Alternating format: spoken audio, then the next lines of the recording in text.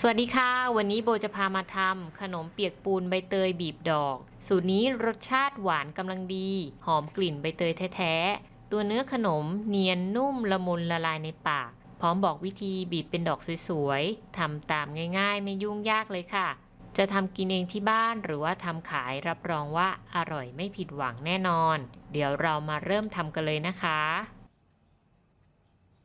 อันดับแรกเรามาเตรียมน้ำปูนใสกันก่อนเลยค่ะเราจะใช้ปูนแดงสำหรับเคี้ยวหมากหรือทำอาหารนะคะใช้ทั้งหมด2ช้อนโต๊ะค่ะซื้อมาจากตลาดแล้วก็ตักขึ้นมาแบ่งได้เลยนะคะหรือถ้าจะชั่งเป็นกรัมก็ประมาณ100กรัมค่ะแล้วเราก็เตรียมน้ำมาทั้งหมด2ลิตรนะคะต่อปูน2ช้อนโต๊ะนำปูนแดงมาผสมกับน้ำสักเล็กน้อยนะคะแล้วก็คนให้ปูนเนี่ยละลายเข้ากันดีก่อนค่ะแล้วค่อยนำไปเทใส่ในเหยือกพอเทใส่ในเหยือกแล้วเราก็ใช้ช้อนคนให้ละลายเข้ากันดีอีกครั้งหนึ่งนะคะแล้วก็พักทิ้งไว้ประมาณ1คืนค่ะก่อนที่จะนำมาใช้นะคะพอครบ1คืนแล้วน้ำปูนใสของเราก็ใช้ได้แล้วค่ะเราก็ช้อนเอาฟิล์มที่เคลือบข้างหน้าออกสักเล็กน้อยนะคะแล้วก็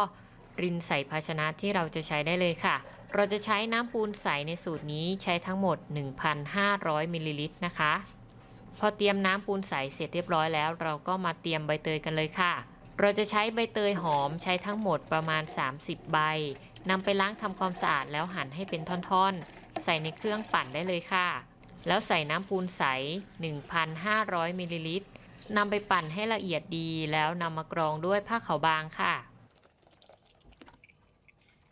เพียงเท่านี้เราก็จะได้น้ำปูนใสสำหรับทำเปียกปูนแล้วนะคะต่อมาเราก็จะมาเตรียมผสมแป้งกันเลยค่ะเราจะใช้แป้งข้าวเจ้าใช้ทั้งหมด200กรัมใส่ลงไปในชามผสมนะคะตามด้วยแป้งเท้ายายม่อม50กรัมถ้าไม่มีให้ใช้แป้งข้าวเจ้าแทนค่ะและแป้งมันสำปะหลังอีก50กรัมเกลือ1ช้อนชาน้ำตาลมะพร้าวหรือน้ำตาลโตนดใช้ทั้งหมด400กรัมค่ะถ้าหาไม่ได้สามารถใช้เป็นน้ำตาลทรายแทนก็ได้นะคะแล้วเราก็ใส่น้ำใบเตยที่เราคั้นเตรียมไว้ลงไปค่ะใส่ลงไปสักเล็กน้อยนะคะแล้วก็ใช้มือเนี่ยนวดแป้งให้น้ำตาลละลายดีเลยค่ะในขั้นตอนนี้เราจะใช้เวลาในการนวดแป้งนิดนึงนะคะเพื่อทำให้น้ำตาลละลายแล้วก็จะทำให้แป้งเนี่ยเหนียวนุ่มขึ้นด้วยค่ะค่อยๆทยอยใส่น้ำใบเตยลงไปนะคะแล้วก็ใช้มือเนี่ยนวดไปเรื่อยๆค่ะจนกว่าน้ำตาลจะละลายดีเลยนะ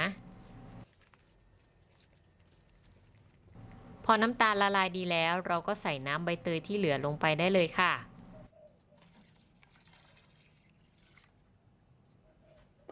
แล้วเราก็ใช้มือคนให้เข้ากันนะคะพอทุกอย่างเข้ากันดีแล้วเราก็นำไปกรองใส่ในกระทะที่เราจะกวนได้เลยค่ะโบจะใช้เป็นกระทะเทฟลอนนะคะ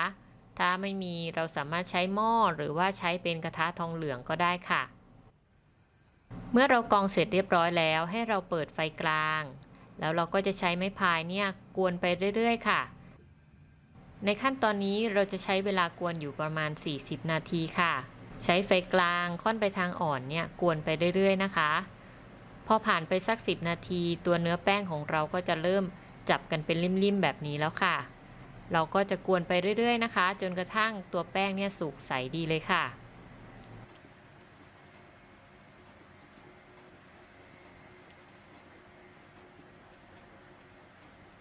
พอผ่านไปสัก15นาทีตัวแป้งก็จะเริ่มข้นแล้วก็สุกขึ้นมาแบบนี้นะคะแบบนี้ยังใช้ไม่ได้นะคะเราต้องกวนไปต่อค่ะ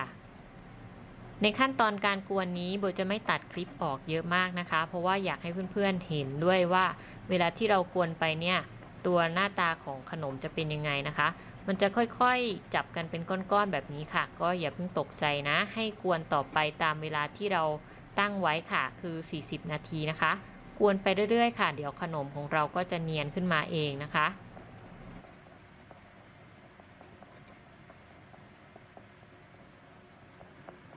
พอเรากวนผ่านมาได้สักประมาณ25นาทีตัวเนื้อขนมก็จะเริ่มใสขึ้นมาดีแบบนี้แล้วนะคะแบบนี้ก็เริ่มสุกแล้วค่ะแต่ว่าตัวเนื้อขนมเนี่ยจะยังไม่เหนียวได้ที่นะคะเราจะต้องกวนต่อไปจนครบ40นาทีเลยค่ะ แล้วมาดูกันเลยนะคะว่า40นาทีแล้วขนมของเราหน้าตาจะเป็นยังไงพอเรากวนครบ40นาทีแล้วตัวขนมที่ได้จะมีความเหนียวหนึบนะคะพอเวลาที่เรากวนสุกดีแล้วเนี่ยให้เราทดลองโดยการเอามาหยอดใส่ในน้ำนะคะถ้าเกิดว่าตัวเนื้อขนมไม่ละลายไปกับน้ำแสดงว่าตัวแป้งของเราเนี่ยใช้ได้แล้วค่ะเราก็นำไปหยอดใส่ในถุงได้เลยนะ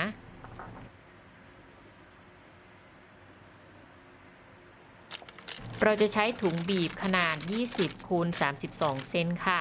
เราก็รองด้วยกระป๋องหรือว่าจะเป็นเหยือกน้ำก็ได้นะคะแล้วเราก็นำขนมที่ได้เนี่ยมาเทใส่ได้เลยค่ะ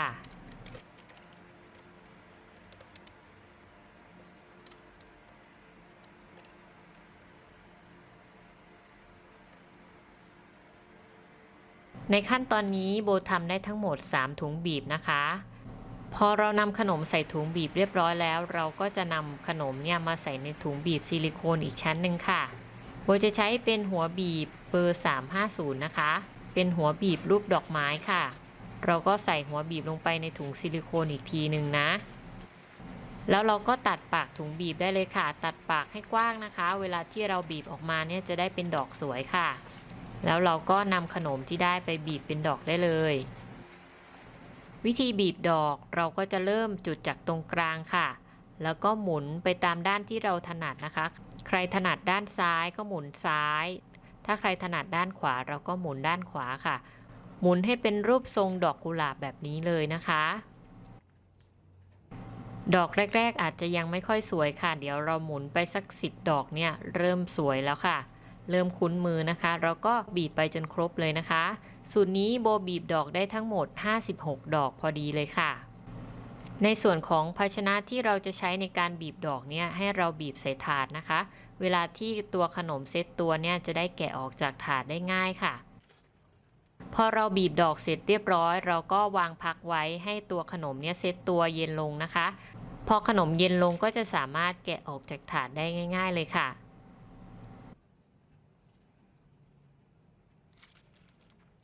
ต่อมาเรามาทำกะทิสำหรับราดหน้าขนมกันเลยค่ะเราจะใช้หัวกะทิใช้ทั้งหมด500มิลลิลิตร